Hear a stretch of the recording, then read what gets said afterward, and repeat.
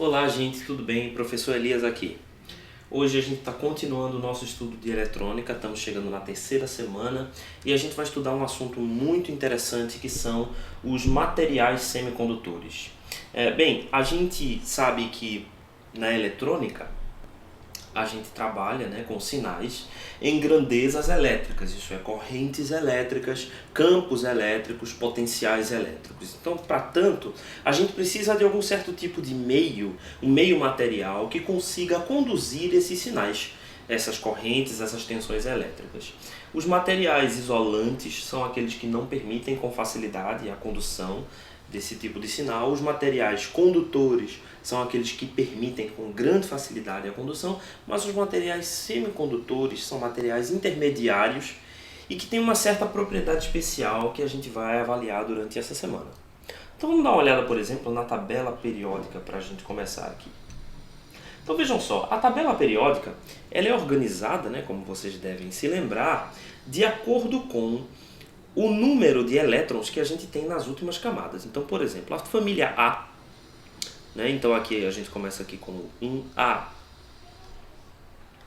2A até 8A, né? Essa família aqui, ela tem até 8 elétrons na sua camada de valência, né? Ela tem até 8 elétrons na sua banda energética, na sua última banda energética, né? Isso significa que ela precisa de uma certa quantidade de elétrons para se estabilizar energeticamente na sua camada de valência. Então, por exemplo, o hidrogênio, ou todos os elementos na família 1A, precisam ter 8 elétrons na sua camada de valência. Para eles é mais fácil perder um elétron. A gente diz que eles são muito eletropositivos por conta disso. Já os elementos da família 7A, por exemplo, eles precisam absorver um elétron de algum lugar, de um outro átomo, de algum átomo ao redor, né? E para preencher sua camada com 8 elétrons, né? Então a gente diz que esses elementos aqui são muito eletronegativos, né? Uma exceção a isso é a família 8A, né? Porque ela já tem 8 elétrons, então ela tem a sua camada completa, ela não precisa fazer reações, né? Por isso que normalmente a gente encontra esses elementos aqui na forma gasosa.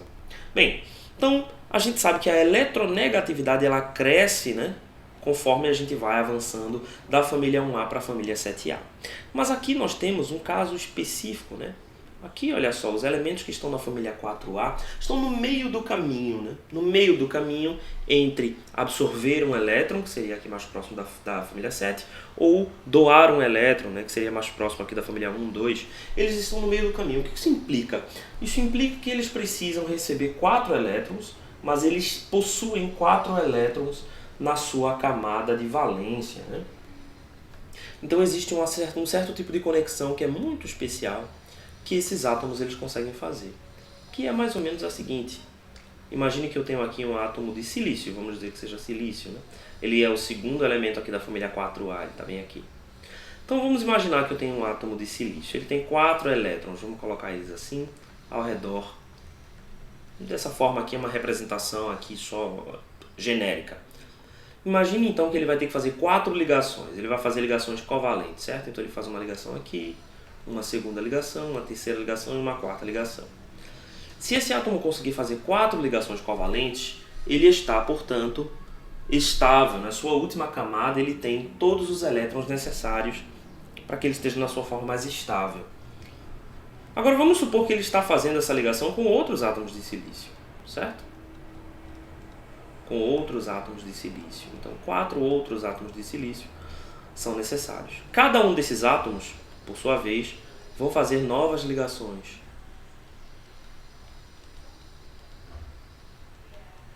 Já dá para entender que existe uma certa simetria aqui.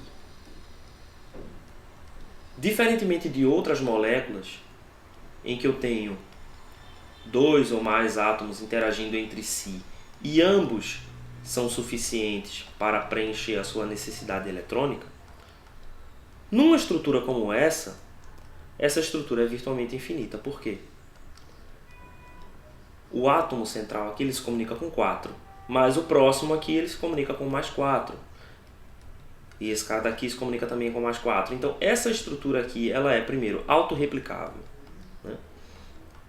ela tem o mesmo padrão. Se você observar essa estrutura de qualquer ponto no espaço, ela tem mais ou menos o mesmo padrão. E ela continua indefinidamente.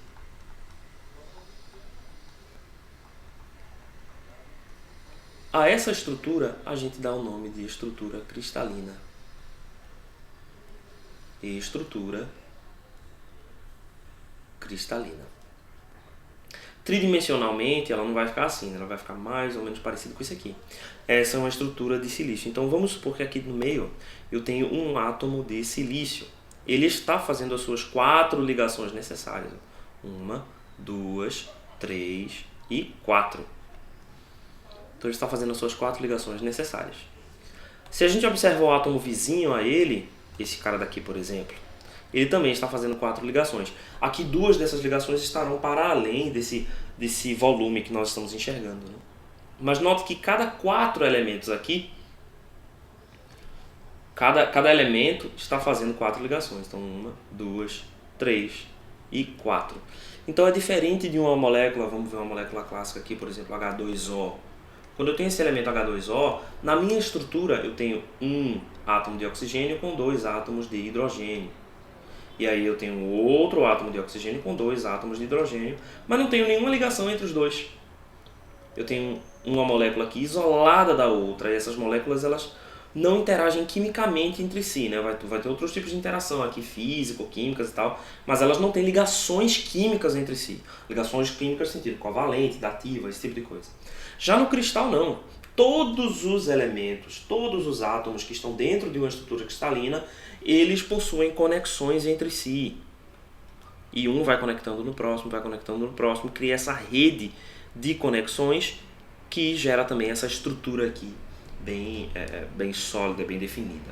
Certo? Então a gente vai chamar esses elementos de estruturas cristalinas. Agora, em particular, se essa estrutura cristalina for feita com elementos aqui desta família, ele vai ser chamado de elementos semicondutores. E note uma coisa, veja só. O que a gente precisa para que essa estrutura aconteça, né? A gente precisa que essas conexões aqui aconteçam indefinidamente. Então, esse átomo aqui possui necessidade de 4 elétrons, e os demais ao redor dele também terem a mesma necessidade, é o que faz ele ser possível fazer esse joguinho aqui. Mas note que eu posso, de 2 em 2, fazer uma certa combinação, substituindo essa ligação no meio por uma ligação dativa. Vamos ver como é que a gente pode fazer isso. Vamos escolher aqui, por exemplo, um elemento da família 3A e um outro elemento da família 5A. Deixa eu só apagar isso aqui rapidinho. Então vamos escolher um elemento da família 3A. Vamos escolher, por exemplo, o gálio. E vamos escolher um elemento da família 5A. Vamos escolher o arsênio. E vamos tentar fazer uma estrutura cristalina que possua esses 2 caras aqui. Então vamos lá. Vamos fazer uma estrutura que seja semelhante a essa. Então, deixa eu abrir uma nova página aqui. Vamos ver o que vai acontecer. Vamos começar com os 2 átomos aqui. Então, o gálio e o arsênio, certo? O gálio é um elemento que possui 3 elétrons na sua camada de valência, enquanto o arsênio possui 5. Então vamos colocar eles lá. Vamos desenhar os elétrons agora. 3 para o gálio. Aliás, vou fazer o seguinte, eu não vou colocar isso nesse ponto aqui. Eu vou colocar ele aqui embaixo. Então, 3 elétrons para o gálio, 5 para o arsênio. 1, 2, 3, 4. E ainda tem mais um. A gente vai fazer o seguinte, ó, entre o gálio e arsênio, a gente vai fazer uma ligação dativa. Se você lembrar lá da química, a ligação dativa é quando um único átomo fornece os 2 elétrons dessa ligação covalente. Então lembre-se que esses 2 elétrons aqui pertencem naturalmente ao arsênio, mas estão sendo doados numa ligação dativa. Vamos colocar esse símbolo aqui que se usa para ligação dativa. Perceba que essa estrutura aqui, quando a gente compara ela ao silício, Si, vamos fazer com o silício aqui, né? Se fosse o silício, então a gente teria 1, 2, 3, 4 ligações, 1, 2, 3, 4 ligações, 4 elétrons, né? Perdão. E aqui a gente faria uma ligação covalente tradicional, né? Veja agora a diferença que isso faz, né? Ou melhor, a diferença não, a semelhança. Essa célula aqui é exatamente igual a essa célula. Percebe? Do ponto de vista das conexões potenciais que uma tem e que a outra tem, elas são equivalentes. O que significa que eu posso também criar uma estrutura cristalina com esse material aqui. Ou seja, se eu estivesse fazendo essa estrutura aqui, no lugar de um silício eu colocaria galho, no lugar do outro silício eu colocaria arsênio. Se eu ficasse repetindo ele nesse mesmo padrão, a gente consegue fazer essa estrutura. Então, como seria aqui, por exemplo? Galho, deixa eu botar mais para baixo um pouquinho. Então seria assim, galho, arsênio. E aqui eu estou fazendo uma ligação dativa. Mas aqui se eu coloco um outro galho, um outro arsênio aqui, eu faço a ligação covalente normal. E por aí vai. Arsênio, e ele faz uma dativa com o galho ao lado. Aqui, arsênio e uma dativa com o galho. Eu crio da mesma forma uma estrutura, né, replicável que eu consigo expandir indefinidamente. Então eu também formo, nesse caso aqui, uma estrutura cristalina.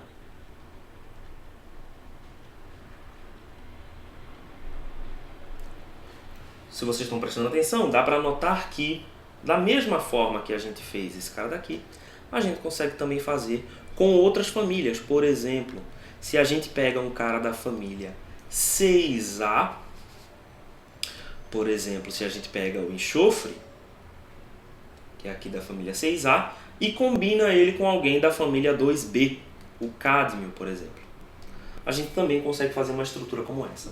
Então vejam só, a gente tem algumas possibilidades aqui de materiais semicondutores, né? A gente tem algumas possibilidades aqui. A primeira possibilidade desses materiais semicondutores é fazer uma combinação naquilo que a gente chama de grupo 4. O que é grupo 4? Quando a gente faz um material semicondutor somente com elementos da família 4A. Então quem são esses caras aqui? O silício. O silício é o tipo de semicondutor mais comum, porque ele é muito abundante. Ele é muito fácil de encontrar, fácil de purificar, fácil de trabalhar. O germânio também é uma ótima opção.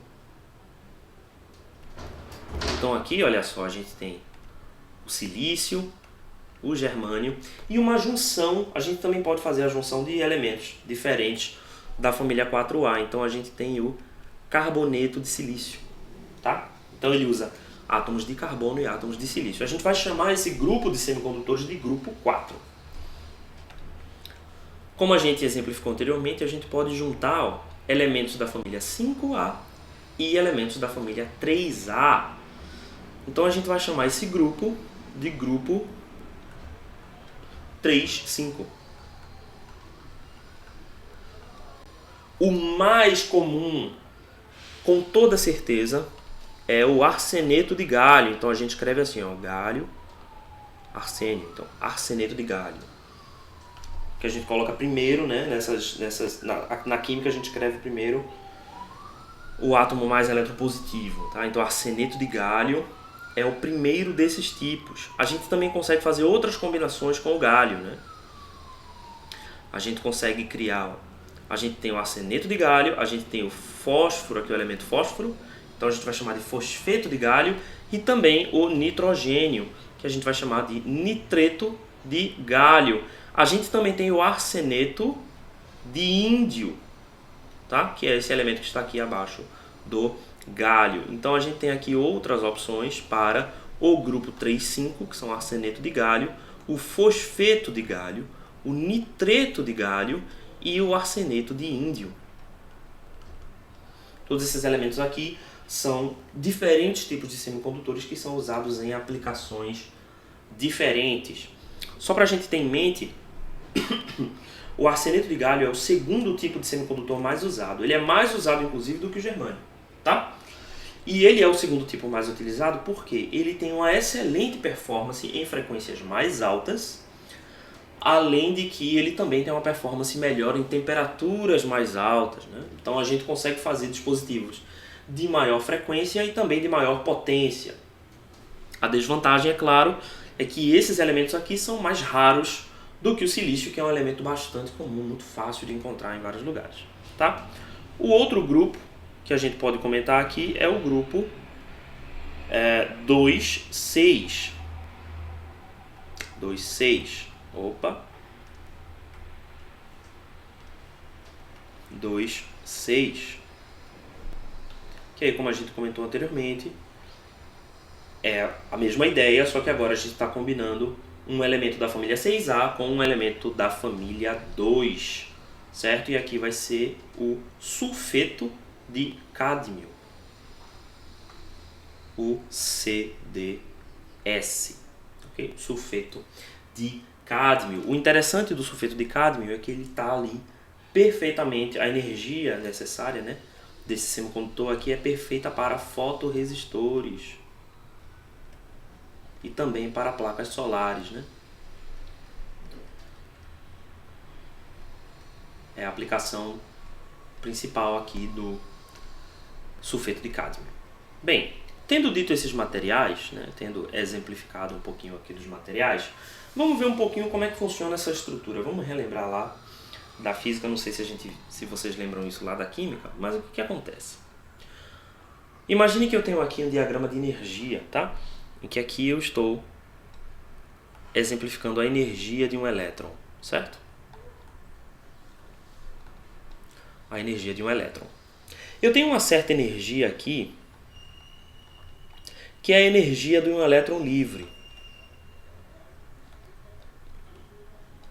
A energia de um elétron livre. A gente vai exemplificar o elétron livre assim, com esse símbolozinho menos, tá? A energia de um elétron que ele assume na camada de valência, a gente vai chamar de energia de valência.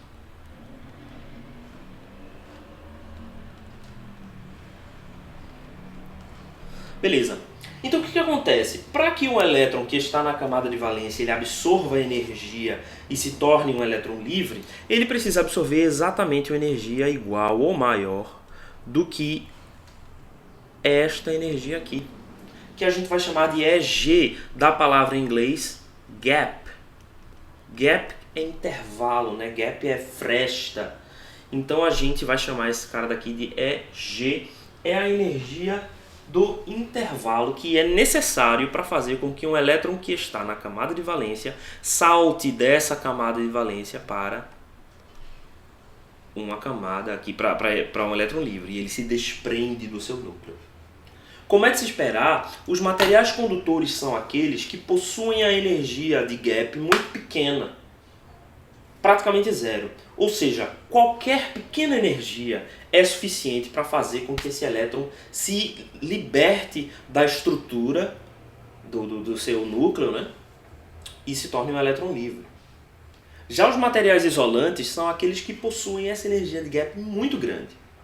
E aí é muito difícil você acumular energia suficiente para poder liberar um elétron. Já os materiais semicondutores são aqueles que estão no intermédio, né, ali no intermediário. A energia de gap, por exemplo, do silício puro, né, o silício naquela estrutura cristalina que a gente viu, é igual a 1,12 eletronvolts. Talvez você não esteja lembrado ou lembrada, né, dessa unidade de eletronvolt. Ela é uma unidade de energia. O eletronvolt é a energia suficiente para fazer com que um único elétron trafegue ao longo de um percurso cuja diferença de potencial é de 1 volt. Então vamos dar uma relembradinha nisso, só que isso é importante. Imagine que eu tenho aqui uma carga e essa carga está criando um campo elétrico, certo? Essa carga está criando um campo elétrico. Esse campo elétrico, a gente pode associar a ele, né, um potencial elétrico. As curvas de equipotenciais vão ser aqui tangentes às curvas de campo elétrico, né? Imagine que aqui nesta primeira curva, na curva mais central, eu tenho um certo potencial elétrico igual a V1. E nessa segunda curva equipotencial eu tenho um potencial elétrico igual a V1 menos 1 volt. É ligeiramente menor o potencial elétrico porque está mais distante da carga que está gerando esse campo elétrico. Se eu pego uma carga aqui exatamente igual a um elétron, ou seja, uma carga Q, né, com aquela constante Q, e movimento ela em qualquer percurso, de tal forma que ela venha desta curva até a outra curva, ou seja, o potencial elétrico desse elétron aumentou em 1 volt. Se eu faço isso, a energia necessária para fazer esse percurso eu vou chamar de 1 elétron-volt. Certo? E 1 elétron-volt vai ser exatamente igual a 1,6 vezes 10 a menos 19 joules, que aqui é uma unidade tradicional do Sistema Internacional de Energia. Então, é importante a gente ter sempre isso em mente, né? Então, o que quer dizer 1,12 elétron-volts? Né? Que significa que, comparado a esse caso aqui, bem, 12% aí maior a energia necessária, quando comparado à energia necessária para movimentar um elétron ao longo de 1 volt. Tá bom? Beleza. Agora, de onde vem essa energia aqui, né? Para fazer com que esse elétron salte? Essa energia ela pode ser absorvida de várias formas. A forma tradicional é a absorção de um fóton, por exemplo. O fóton é a partícula, né, da luz. Beleza. Então, por exemplo, num fotorresistor ou numa célula fotovoltaica, eu exponho essa célula à luz e quando um fóton atinge esse elétron que está na camada de valência, esse elétron absorve aquele fóton e ele consegue saltar da camada de valência para se tornar um elétron livre. Se esse fóton não tiver energia suficiente, a energia daquele fóton for menor do que é G, esse fóton simplesmente ele não é absorvido, ele vai ser refletido, vai acontecer alguma outra coisa com esse fóton, mas ele não vai causar essa absorção, né? Ele tem que ser absorvido em energia suficiente ou maior do que a energia de gap. Beleza. Outra coisa que pode ser absorvida é um fônon. O fônon ele é a partícula da agitação térmica, né? Então, portanto, relacionada aí ao calor, relacionada à energia térmica. Então, essa é uma forma bem comum de geração de elétrons livres. Presta atenção nessa palavra, a palavra geração, né? Porque eu estou gerando de uma estrutura cristalina um elétron livre. Vamos imaginar essa situação aqui. Imagine que eu tenho aqui, ó, uma estrutura. Eu não vou desenhar toda a estrutura, eu vou colocar só aqui os elétrons que estão ao redor, né? E eu tenho 2 elétrons entre esses dois átomos de silício que estão fazendo uma ligação covalente. Imagine que eu estou aqui a uma certa temperatura, certo? Uma temperatura diferente de 0 Kelvin maior. Existe alguma agitação térmica aqui. E por alguma razão, um dos elétrons recebeu energia suficiente para se libertar dessa camada de valência e, consequentemente, se libertar dessa ligação covalente. Então, o que vai acontecer aqui? Esse elétron não vai mais existir aqui nesse ponto, ele vai virar um elétron livre e vai estar disponível na rede cristalina. Ele não vai estar mais ligado a nenhum núcleo, o que significa que, na presença de um campo elétrico, na diferença de um potencial, ele vai sofrer uma velocidade, ele vai ser arrastado para outro lugar. O que fica no lugar do elétron? No lugar do elétron fica uma entidade que a gente chama de lacuna.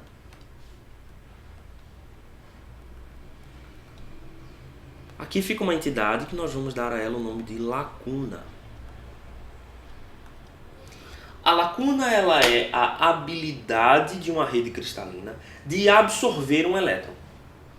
Certo? A gente vai encarar a lacuna como uma partícula, quando na verdade ela não é exatamente uma partícula, mas ela é na verdade uma ausência de partícula na rede cristalina.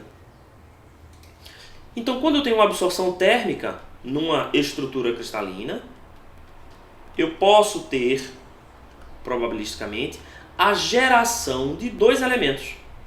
Um elemento vai ser um elétron, que a gente vai colocar aqui o símbolo E-, e um outro elemento vai ser uma lacuna presa dentro da estrutura, pronta para receber um outro elétron. que por acaso esteja aí livre na partícula. Normalmente o que acontece é, quando eu tenho uma geração elétron-lacuna devido à energia térmica, em algum momento existirá uma probabilidade de que esse elétron encontre uma outra lacuna na rede cristalina. E esse elétron, encontrando essa outra lacuna, ele irá preencher esta lacuna, cancelando a existência lacuna elétron livre. O elétron não deixou de existir, só que ele não é mais livre, certo? Então, o processo de geração, de criação do par elétron-lacuna, eu vou chamar de geração. E o processo em que eles se combinam novamente, eu vou chamar de recombinação.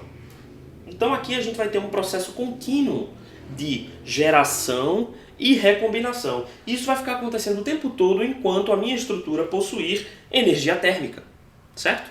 Na temperatura 0 Kelvin, esse fenômeno não acontece, mas normalmente na temperatura ambiente ou em qualquer outra temperatura que não seja 0 Kelvin, isso vai acontecer. É de se esperar que esse fenômeno ele aumente com a temperatura. Porque quanto maior é a temperatura do meu ambiente, mais energia eu tenho para fazer essas ligações. Então eu vou chamar, eu vou criar agora uma função, eu vou chamar essa função N, eu não vou escrever de vermelho, eu vou escrever de preto. N eu vou dizer que é a densidade de elétrons livres.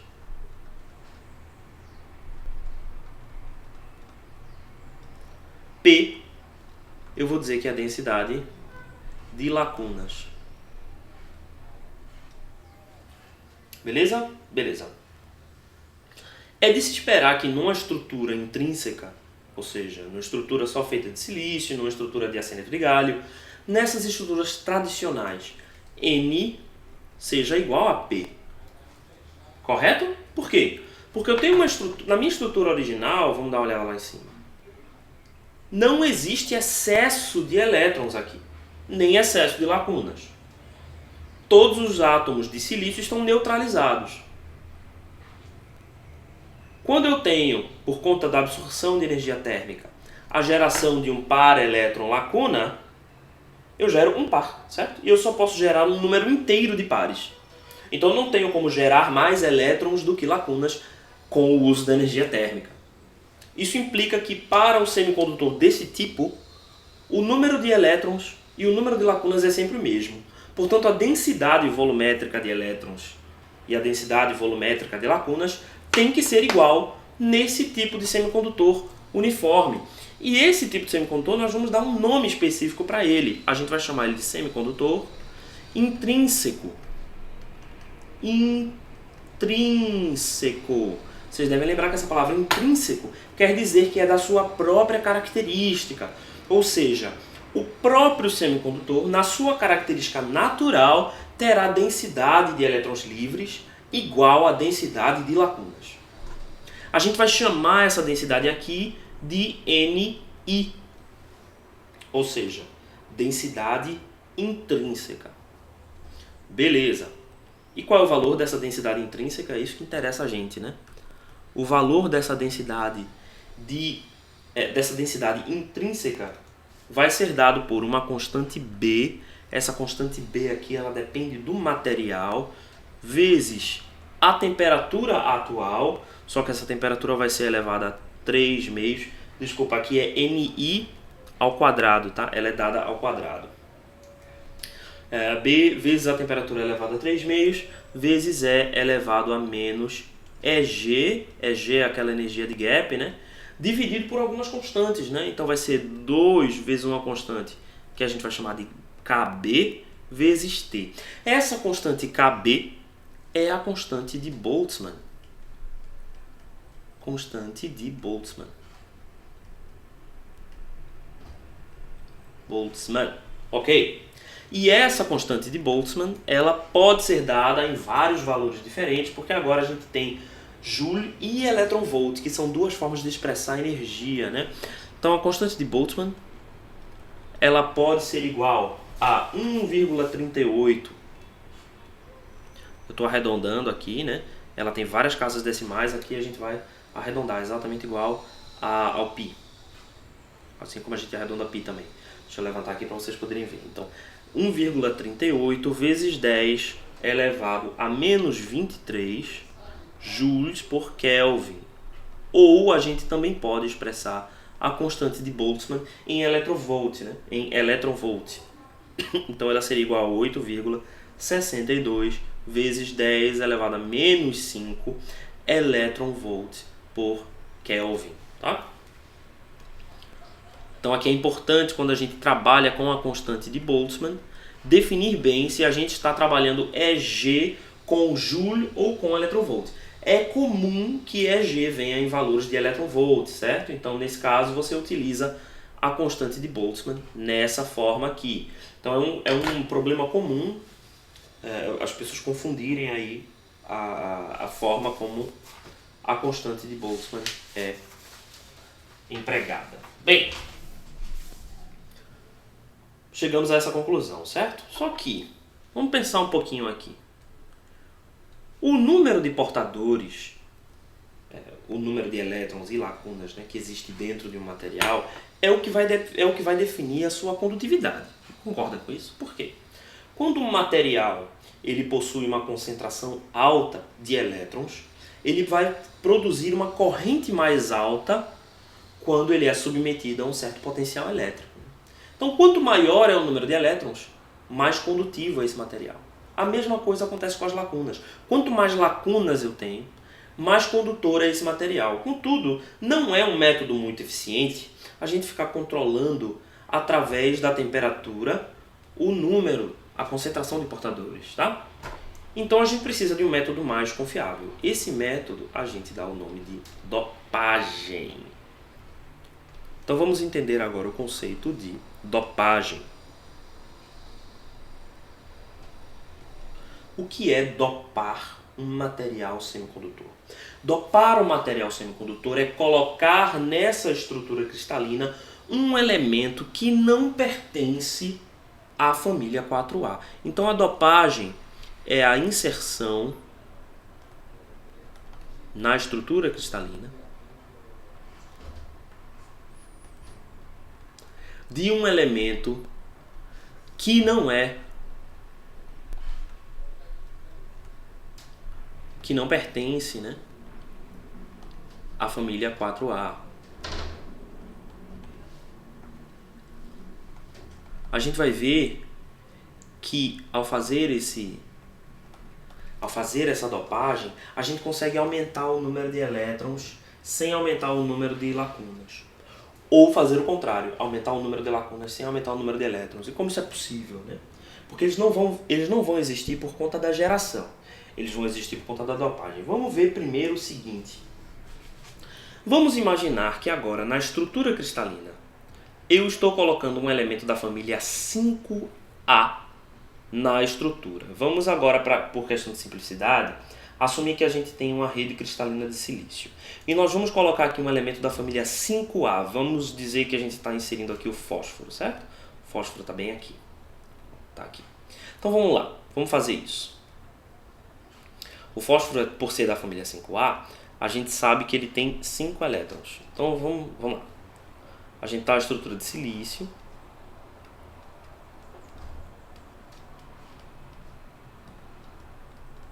Silício, silício, silício. Todo mundo aqui. E a gente vai colocar aqui no interior dessa estrutura. Normalmente seria mais um átomo de silício, só que agora nós vamos colocar um átomo de fósforo, P, da família 5A. Certo? Então o que vai acontecer? Todos esses átomos de silício possuem 4 elétrons em sua camada de valência. Então 4... Ok, beleza. Mas o fósforo, ele possui 5 elétrons em sua camada de valência. Devido à sua posição na estrutura cristalina, o que vai acontecer? 4 desses elétrons, deixa eu desenhar os elétrons do fósforo especificamente de uma outra cor, tá? Só para a gente diferenciar. Desenhar ele de outra cor. Esses são os 5 elétrons do fósforo. 4 estarão ligados na estrutura do silício. 4 estarão fazendo ligações. Eu vou omitir as demais ligações. O que acontece com o quinto? O quinto elétron não tem lugar para ficar. Então nós temos aqui um elétron que, com pouquíssima energia, ele consegue se desprender da estrutura atômica e tornar-se um elétron livre. Então veja só, substituindo um átomo de silício por um átomo de fósforo, eu consigo fazer as minhas 4 ligações que eu preciso para a estrutura cristalina existir. Contudo, eu tenho um elétron a mais que sobra da minha estrutura cristalina, tornando-se um elétron livre com muita facilidade. Note que esse elétron livre ele não é fruto de uma geração.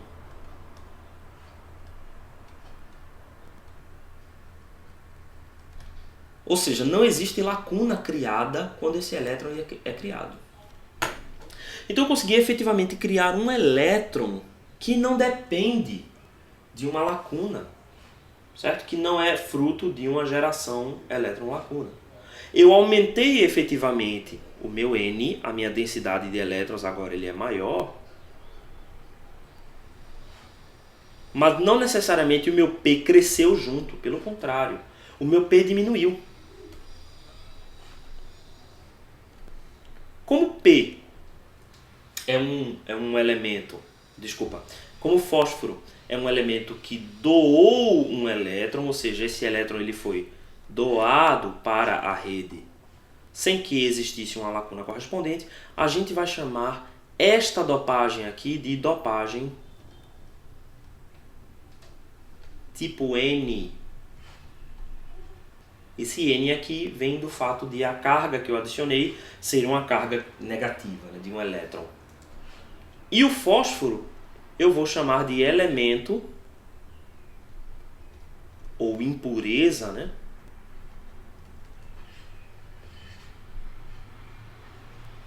Doador, né? No caso do elemento doador, ou impureza doadora. Por quê? Porque ela está doando um elétron. Então eu vou ter uma certa concentração, eu vou chamar aqui de ND. ND ela vai ser a densidade volumétrica, né, ou a concentração, a densidade volumétrica de elementos doadores.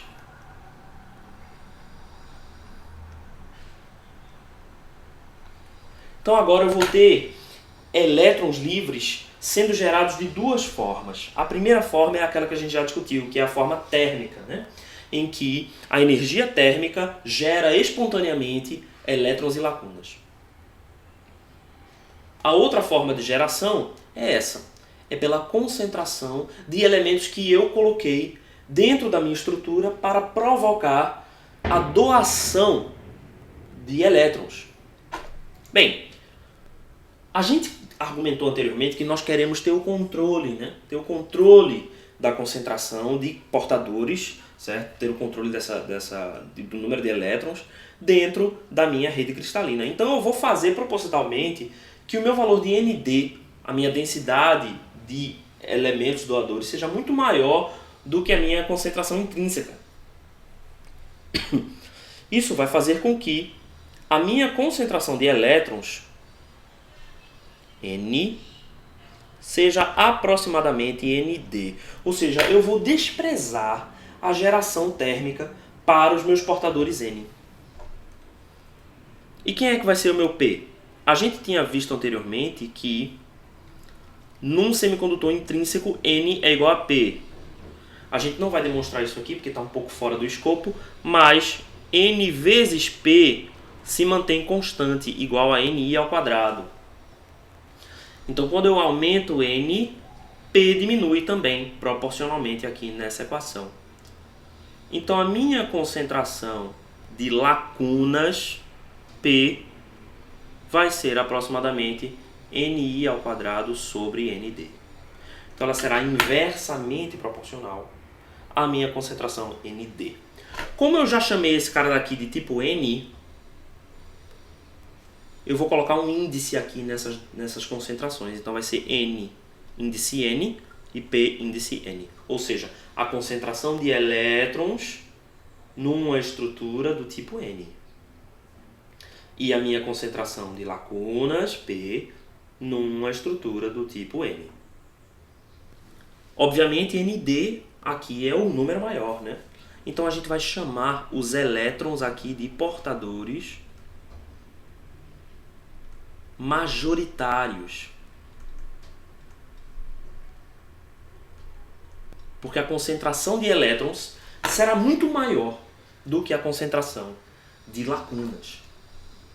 Já as lacunas nós vamos chamar de portadores minoritários. Você deve estar se perguntando se não é possível fazer o contrário. Ou seja, dopar a minha estrutura com um outro tipo de átomo, da família 3A, lógico, e ver se eu não consigo fazer um excesso de lacunas. Vamos dar uma olhada? Então, vamos dizer que agora eu estou dopando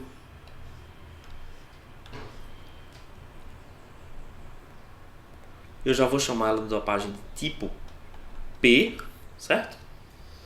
E essa dopagem de tipo P, eu vou fazer ela com elementos da família 3A. Beleza. Então vamos fazer ela com os elementos da família 3A. Vamos dar uma olhada lá de novo na tabela periódica. Qual é esse elemento que a gente pode fazer? A gente pode fazer com todos esses caras aqui, ó, da família 3A. Vamos escolher fazer com boro, que é um elemento bem leve. Então vamos lá. Vamos dizer que eu estou agora fazendo a estrutura. Essa dopagem funciona para qualquer tipo de estrutura, tá, pessoal? Só que eu vou exemplificar aqui com a estrutura de silício, tá? Eu vou suprimir essas outras ligações aqui, porque elas não importam. O que importa são as ligações do boro. Então aqui eu tenho um átomo de boro. O boro é da família 3A, né? Então vamos colocar aqui os átomos do silício. Esse átomo aqui vai ser... os elétrons do silício. Então esse elétron aqui pertence a esse átomo. Esse elétron aqui pertence a esse átomo. Esse elétron pertence a esse átomo. E esse pertence a esse átomo. Eu não vou desenhar os demais, vou focar só no que a gente precisa. Vou desenhar de outra cor aqui os elétrons do boro. O boro tem 3 elétrons. Então 1, 2 e 3. Acabou. Você finiu. O que aconteceu aqui, né? Eu tenho uma ligação com uma ausência de elétron. Isso é uma lacuna, certo? Esse cara daqui é uma lacuna. Se por acaso um elétron livre se chocar com essa região, ele pode ser absorvido por essa estrutura e passar a fazer parte dessa estrutura. Note que novamente essa estrutura está neutra, certo? Por quê? Porque o boro ele tem 3 prótons no seu núcleo e 3 elétrons ao redor, está neutro. Então eu criei uma lacuna, existe aqui uma lacuna, sem a existência correspondente de um elétron. Ou seja, eu fiz exatamente o contrário do que eu fiz. Portanto, os elementos da família 3A, a gente vai chamar eles de elementos aceitadores. Em contraste com a situação anterior em que a gente chamou os elementos ou impurezas aqui de doadores. Então, no tipo N, existe a doação de um elétron. No tipo P, existe a possibilidade do aceite, da aceitação de um elétron da rede ser absorvido por essa lacuna. Então, quando a gente fala assim, estamos dopando com elementos aceitadores, o que a gente está falando é que a gente está fazendo essa dopagem com elementos que vão absorver um elétron, tem o potencial de absorver um elétron. Na mesma situação aqui, ó, a concentração de elementos aceitadores a gente vai chamar de Na. Vai ser a densidade de elementos aceitadores. Essa é uma densidade volumétrica, né? Então ele vai ser dado em quantidade por centímetro quadrado, por exemplo. A densidade de elementos aceitadores. A minha concentração agora de lacunas é que vai ser aproximadamente igual a Na. Por quê? Eu vou fazer com que Na seja grande o suficiente, de tal modo que é a dopagem que domina a quantidade de elementos, e não o efeito térmico, porque eu quero controlar essa concentração. E a minha concentração de elétrons aqui vai ser igual a Ni ao quadrado sobre Na. Veja que é o contrário, né? O contrário do que aconteceu antes. Dá para colocar as duas na tela? Não sei. A concentração anteriormente era de elétrons e agora a concentração maior é de lacunas, né? Novamente aqui eu vou chamar essa dopagem de tipo P, pela razão contrária, né? Da qual a gente chamou o anterior de tipo N, e por isso eu vou colocar aqui o índice P. Então, concentração de lacunas no tipo P é igual a Na. E o Nzinho minúsculo vai ser a concentração de elétrons também no tipo P. Ok? Eu vou chamar as lacunas nesse tipo de portadores majoritários e vou chamar os elétrons de portadores minoritários, porque agora eu tenho um excesso de lacunas e não um excesso de elétrons, tá? As duas regiões funcionam da mesma forma, só que em uma eu estou gerando um excesso de elétrons e em outra eu estou gerando um excesso de lacunas. Ok. Agora que a gente já pensou em como é que a gente cria esses elementos, como é que a gente cria os elétrons, como é que a gente cria as lacunas, a gente precisa agora pensar como é que a gente movimenta esses elétrons e essas lacunas dentro da estrutura cristalina, né? Afinal de contas, a gente está aqui para provocar correntes e tensões. Então vamos pensar nisso, como é que a gente consegue? A primeira forma, né, vamos colocar aqui, transporte de portadores.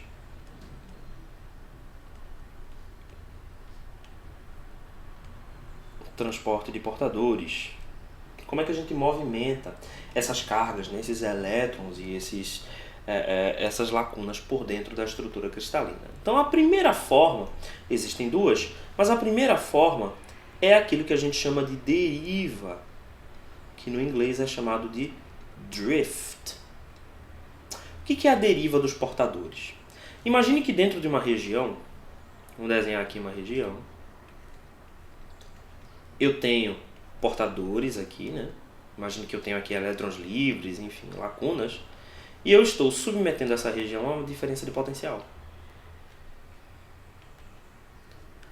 O que vai acontecer aqui, né? Como eu tenho uma diferença de potencial, os elétrons, eles vão... os elétrons não, né? Os elétrons também, mas os portadores, eles irão se movimentar de acordo com a orientação do campo elétrico que é gerado por essa diferença de potencial. Então aqui mais e menos, isso vai gerar um potencial elétrico, um campo elétrico nessa direção. E imagine que dentro dessa região aqui eu tenho elétrons livres e lacunas dentro dessa região. O que vai acontecer com meus elétrons livres? Os elétrons já estão livres, como o nome já diz, né? E aí eles vão assumir uma velocidade que é contrária à direção do campo elétrico, porque a carga deles é negativa. Então eles vão assumir uma certa velocidade no sentido contrário do campo elétrico. Eu vou chamar essa velocidade de VE, velocidade dos elétrons. E o que acontece com as lacunas? Bem, as lacunas, teoricamente, elas estão presas àquele núcleo. Então, como é que pode uma lacuna movimentar-se dentro de uma estrutura cristalina? Vamos dar uma olhada de novo aqui.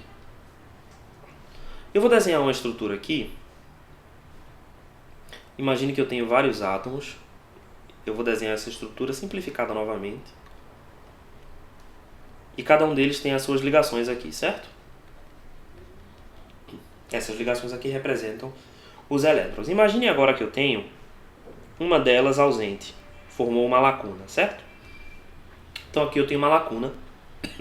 E eu tenho um campo elétrico nessa direção aqui, por exemplo. O que vai acontecer aqui? Eu posso ter um movimento dessa lacuna? Sim, porque aqui eu tenho dois elétrons, certo? Eu tenho dois elétrons aqui. Se um desses elétrons ele se liberta e passa a preencher essa outra ligação, a minha lacuna que antes estava aqui, agora está aqui. Se o mesmo fenômeno acontece de novo, a minha lacuna passa para essa próxima ligação. Porque o que está acontecendo? Esse cara daqui é um elétron, ele vai se movimentar na direção contrária do campo elétrico, né? Então ele salta daqui para cá. No final das contas, é como se a lacuna estivesse se movimentando nessa direção, na mesma direção do campo elétrico. A gente pode dizer que esse movimento tem uma certa velocidade v, e eu vou chamar essa velocidade VH.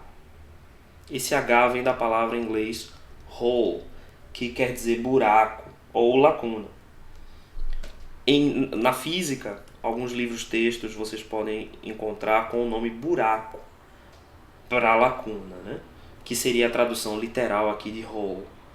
Eu não gosto, eu prefiro o nome lacuna, e em geral nos livros de engenharia a gente encontra o nome lacuna. Eu acho o nome mais elegante do que buraco, mas o pessoal da física chama de buraco, então talvez em algum momento você veja isso acontecer. Então o que a gente vai observar aqui nessa estrutura? A lacuna, ela vai se movimentar na mesma direção do campo elétrico, o que é esperado de uma carga positiva, né? A gente vai chamar essa velocidade de VH, ou velocidade do buraco, VH, V-hole. Certo? Essas velocidades elas serão proporcionais ao campo elétrico. Então a gente pode dizer que VE ela é proporcional ao campo elétrico, só que numa direção contrária. Então a gente vai colocar aqui um sinal de menos, e a constante de proporcionalidade nós vamos chamar de μ. Só que a gente vai dar μ e um índice N de elétron, certo? A mesma coisa a gente vai fazer com a velocidade dos buracos, o VH, a gente vai chamar de μ, só que agora vai ser índice P elétrons. Em geral, a mobilidade de elétrons, μn, é muito maior do que a mobilidade de lacunas, μp. E aí, ao falar isso, eu já introduzi aqui o nome. A gente vai chamar de mobilidade, esse μn, né? A gente vai chamar de mobilidade de elétrons, no caso do μn, ou lacunas, né? No caso do μp. Então, o μn é mobilidade de elétrons, μp, mobilidade de lacunas. Beleza. Ok, a gente está pensando nisso para uma única carga, né? Mas como é que a gente faz para calcular uma corrente? Qual que é a corrente, né, que é provocada através dessa velocidade? Então, vamos colocar aqui uma interface e vamos delimitar uma área, um corte de seção reta aqui desse volume. Quem é que vai ser a corrente elétrica, né? A corrente elétrica através desse caminho é dada pela variação da quantidade de carga que fluiu através dessa área de seção reta no tempo dt, né?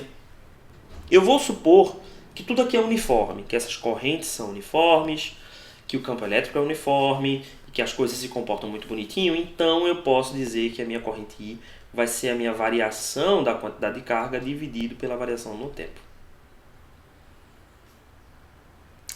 Então, se eu tenho uma determinada elétron cruzando esse cara daqui a uma velocidade constante, então a minha corrente I ela será dada nos elétrons, no caso, né? Essa variação da quantidade de carga pela variação do tempo, eu posso dizer que esse cara daqui é proporcional à minha velocidade, então menos, né, a minha velocidade VE, vezes a minha área de seção reta. Então vamos dar aqui algumas dimensões, né? Vamos dizer que essa largura aqui é uma largura W e que a minha altura é um H, mas entenda-se isso como a área, né? A área de seção reta, então W vezes H, vezes a minha quantidade de carga que passou por ali naquele momento. Então a minha quantidade de carga vai ser a minha concentração volumétrica vezes a minha carga do elétron, que aqui no caso é a constante, que é a carga do elétron. A minha velocidade eu já tenho, né? Então a minha corrente será igual a menos...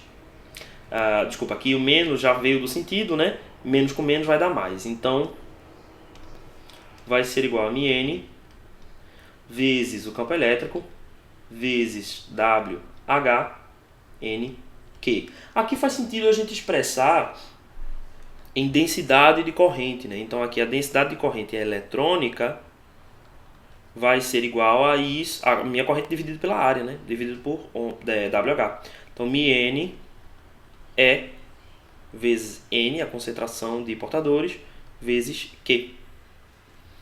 Analogamente,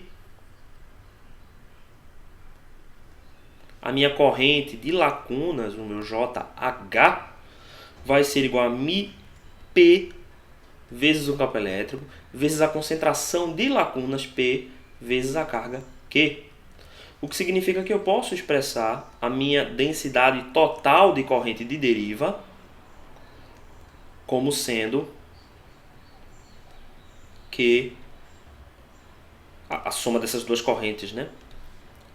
Deixa eu colocar aqui. A soma dessas duas correntes. Então, a corrente eletrônica mais a corrente de lacunas. Então, esse cara daqui vai ser igual a Q, que multiplica μN vezes a concentração de elétrons, mais μP vezes a concentração de lacunas, tudo isso multiplicado pelo campo elétrico E. Se vocês se lembram lá de circuitos, a gente sabe que a densidade de corrente é dado pela condutividade vezes o campo elétrico. Então daqui a gente tira que a condutividade de um material semicondutor é dado por Q vezes a mobilidade de elétrons vezes a concentração de elétrons, mais a mobilidade de lacunas vezes a concentração de lacunas.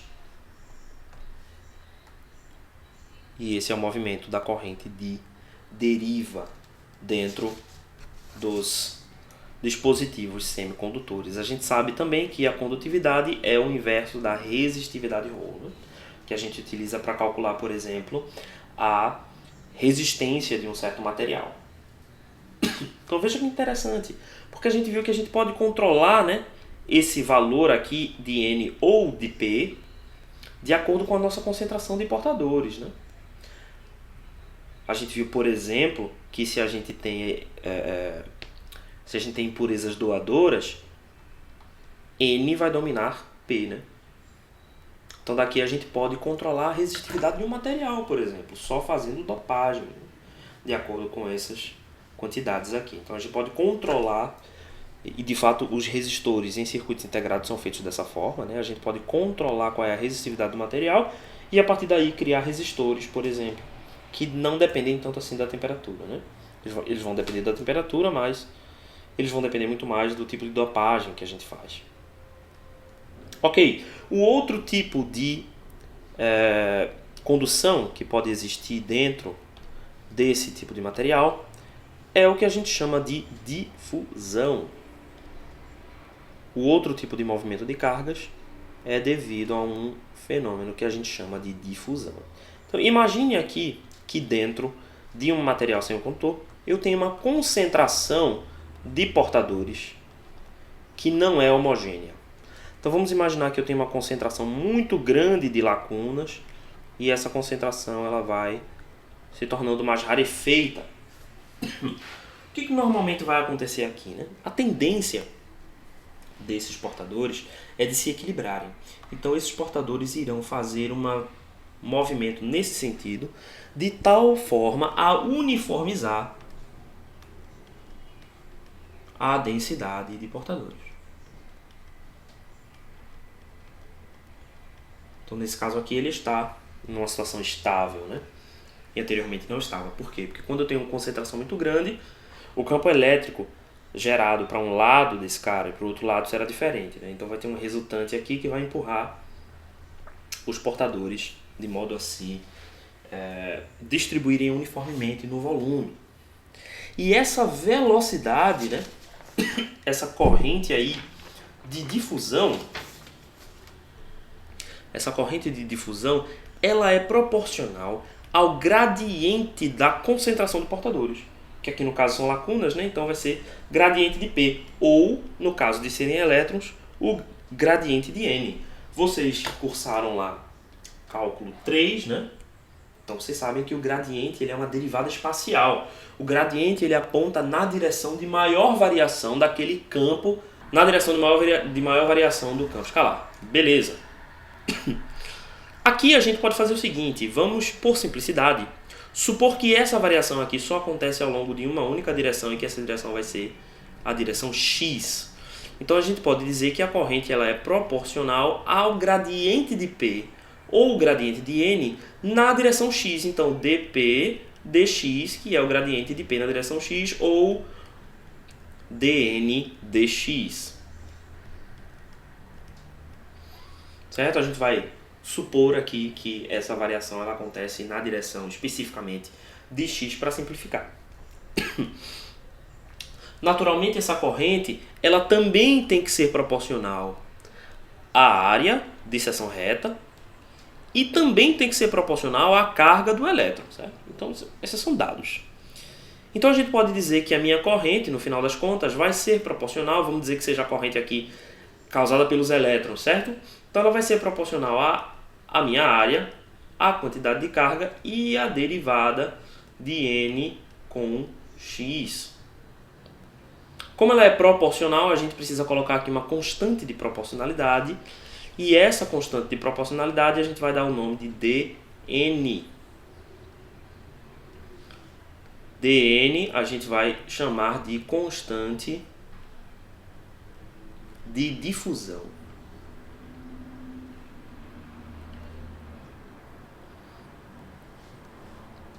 A gente pode, a partir daqui, definir uma densidade de corrente de difusão eletrônica, que a gente vai chamar de Jn, que é a corrente dividida pela área. Então vai ser a constante de difusão vezes a quantidade de carga vezes a derivada dN dx.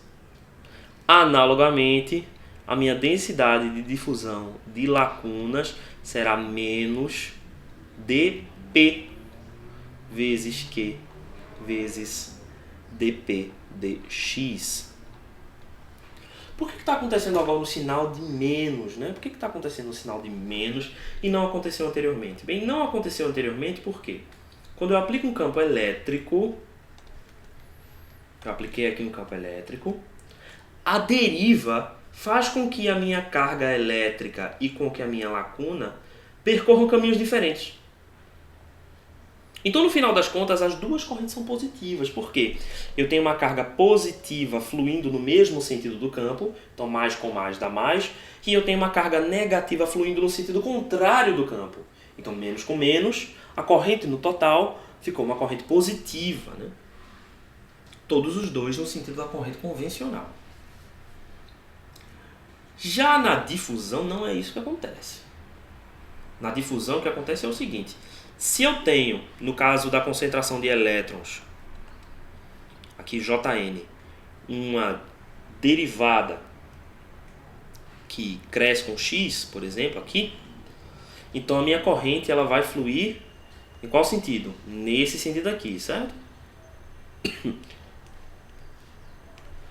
A corrente vai fluir nesse sentido. Essa corrente aqui, Jn. E essa corrente é de elétrons.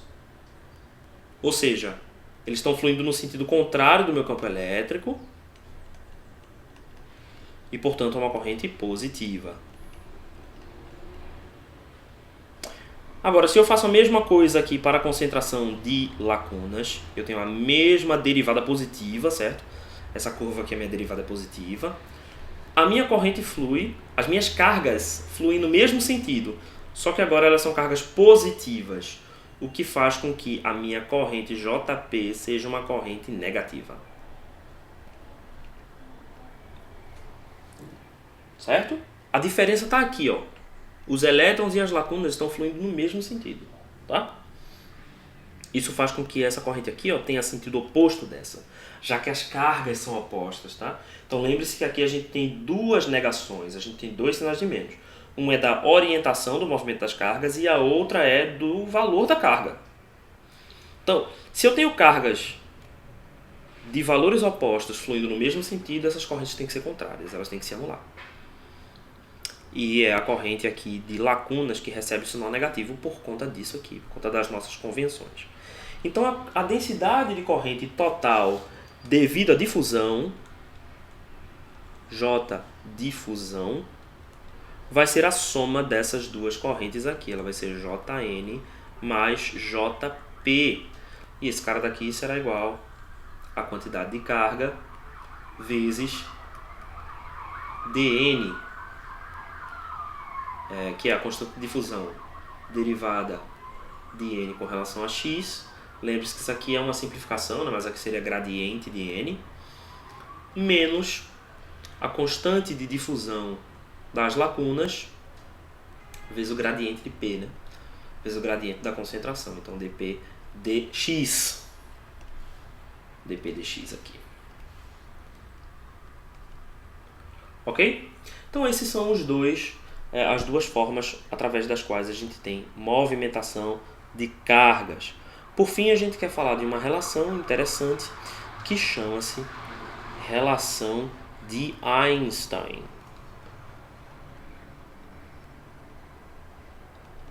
O que é a relação de Einstein? Essa relação fala que no mesmo material a concentração, a constante de difusão dividido pela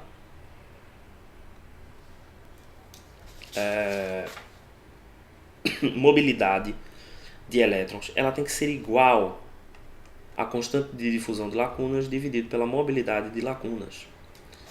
Mais do que isso, elas também são iguais a uma constante que a gente chama de kBt sobre Q. Kb é a constante de Boltzmann, T é a temperatura em Kelvin e Q é a quantidade de carga de um elétron. Essa constante é tão comum que a gente dá a ela um nome. A gente chama ela de tensão térmica. V com T maiúsculo aqui, isso vai ser importante lá na frente. Então a gente chama esse cara de tensão térmica. E em temperatura ambiente, Vt é aproximadamente 25 mV. A gente vai usar essa constante aqui em muitas equações que contêm materiais semicondutores, né? Então, para os diodos, para os transistores bipolares de junção, a gente vai utilizar aqui essa tensão térmica. Mas tenham em mente que ela depende da temperatura aqui, ó, T, certo? Então, sempre que a gente vir Vt, a gente vai substituir nesse curso aqui Vt por 25 mV, mas lembrem-se que essa quantidade aqui, ela depende da temperatura, tá certo?